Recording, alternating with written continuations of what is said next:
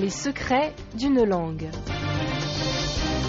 Tomber ou être tombé dans le troisième dessous. Expression pour dire qu'on vient de vivre un cuisant échec, qu'on est vraiment tombé très bas, qu'on est au plus mal. On dit par exemple avoir le moral dans le troisième dessous. Difficile de comprendre l'expression si on ne s'en réfère pas au monde du théâtre. Comme l'explique Maurice Rade dans son petit dictionnaire d'élocution française, on appelait dessous dans les théâtres d'autrefois les différents étages à planches mobiles du sous-sol de la scène. C'est là qu'on trouvait les accessoires et les hommes qui s'en occupaient, les machinistes. À l'ancien opéra de Paris, il y avait jusqu'à 3 dessous. Comme on l'imagine, il y avait le premier, le deuxième et le troisième dessous.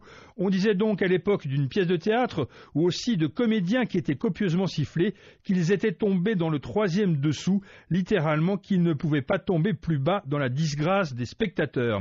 L'expression a ensuite quitté les planches du théâtre pour rejoindre le langage parlé et s'appliquer à toutes sortes d'autres échecs, amoureux, financiers ou familial. Illustration dans la littérature de cette expression, utilisée ici de façon particulièrement méchante par Marcel Proust dans sa recherche du temps perdu. Les Montesquieu descendent d'une ancienne famille, ils en descendent tellement qu'ils sont dans les 14e dessous. Parce qu'utilisée pour la métaphore, cette expression ne s'est pas contentée du 3e dessous, elle est aussi passée, selon les auteurs, par les 14e, voire les 36e dessous, mais toujours en conservant intact son sens actuel.